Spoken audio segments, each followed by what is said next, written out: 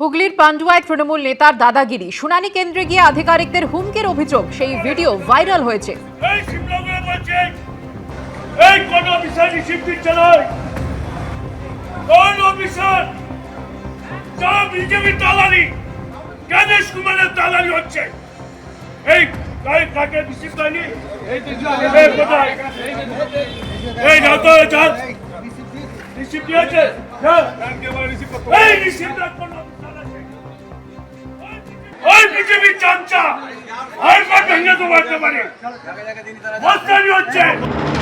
শুনানি কেন্দ্রে দাঁড়িয়ে বেলাগাম হুমকি, ভোটারদের রসিদ না দেওয়ার অভিযোগে একেবারে নির্বাচন কমিশনের আধিকারিকদের মেরে হাড় ভেঙে দেওয়ার হুঁশিয়ারি। হুগলির পান্ডুয়ায় এসআইআর এর শুনানি কেন্দ্রের এই ভিডিও ঘিরে তৈরি হলো বিতর্ক।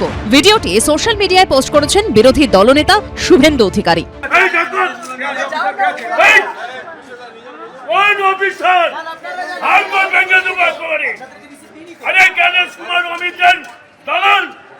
নরেন্দ্র মোদী দালাল এই অফিসারদের নামা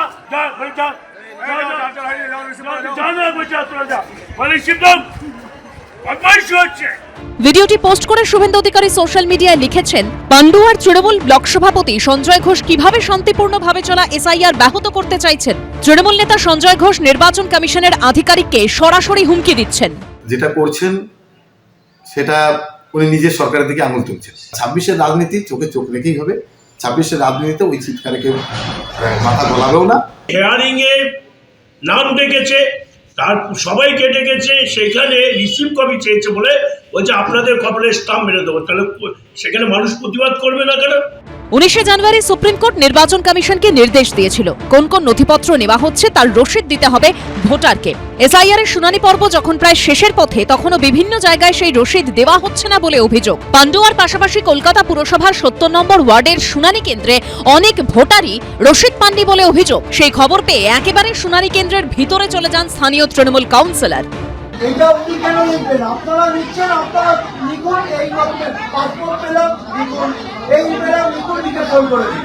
ভবানীপুর বিধানসভার 70 নম্বর ওয়ার্ডের saint John's diocesan girls higher secondary school, এই স্কুলে চলছে এই ওয়ার্ডের 16টি পার্টের হিয়ারিং। সেখানেই রসিদ না দেওয়ার অভিযোগ ওঠে, আর এরপরই ময়দানে নামেন কাউন্সিলর। দেখুন, জ্বলন্ত উদাহরণ, এখানে লিখে দিচ্ছে যে সাবমিটেড, ডকুমেন্ট সাবমিটেড এবং content not verified. It's okay, fine, but ডকুমেন্টটা যে সাবমিট করেছি এটার তো প্রমাণ থাকা দরকার। রসিদ দেওয়া হচ্ছিল না বলে অভিযোগ করেছেন ভোটাররাও। ये प्रूफ है हमारा, मैं बैठी हुई थी इसलिए वो बोल रहे थे तभी लिखे हैं कि हम लोगों को अगर आप जाएंगे तो हम लोग का एक प्रूफ है कि हम लोग दिखा पाएंगे इसको। हाँ, लिख दिया है उन्होंने, बाद में कोई झमेला नहीं होगा कि क्या दिया है नहीं दिया है, वो क्वेश्चन नहीं कर पाएंगे। এদিকে এই আরো দেরিতে আসায় এদিন কৃষ্ণনগরের শুনানি কেন্দ্রে ব্যাপক বিক্ষোভ দেখান ভোটাররা। ভোটারদের হয়রানির যখন শেষ নেই, এরই মধ্যে ফের একবার বিএলও অ্যাপে নতুন সংযোজন করল নির্বাচন কমিশন। এবার যুক্ত করা হলো upload hearing and photo attendance option, যা নিয়ে রীতিমতো ক্ষুব্ধ বিএলওরা। একটা প্রশ্ন কিন্তু সবার মনে দাঁড়া বাঁধছে যে এই যে ফটোগুলো হিয়ারিং এর আপলোড করতে বলেছে, এটা কারা করবে? এটা নিয়ে কিন্তু কোনো স্পষ্ট নির্দেশিকা নেই। এতদিন তাহলে যাদের হিয়ারিং কমপ্লিট হয়ে গেছে তাদের ক্ষেত্রে তাহলে সেগুলো আপলোড করবে কে? দায়িত্ব ছিল তো এতদিন ধরে ইআরও বা এইআরও, এটা বিএলওদের উপর কেন চাপিয়ে দেওয়া হলো? এটা তো এইআরওর কাজ কথা।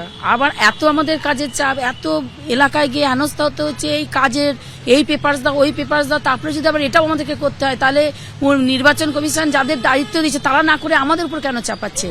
এরই মধ্যে আবার শুনানির নোটিশ পেয়ে এদিন হাজিরা দিলেন প্রাক্তন তৃণমূল সাংসদ মিমি চক্রবর্তী। কসবা চিত্তরঞ্জন গার্লস হাই স্কুলে শুনানি কেন্দ্রে গেলেন মিমি।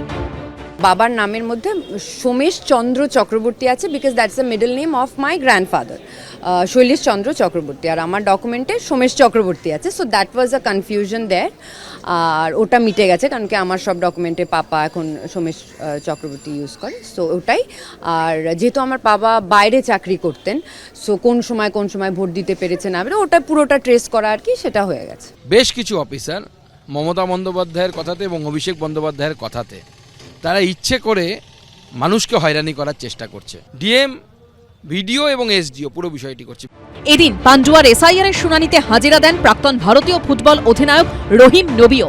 সৌরভ বন্দ্যোপাধ্যায়, সৌমিত্র রায় ও রুমা পালের রিপোর্ট, এবিপি আনন্দ। এবিপি আনন্দ, এগিয়ে থাকে, এগিয়ে রাখে।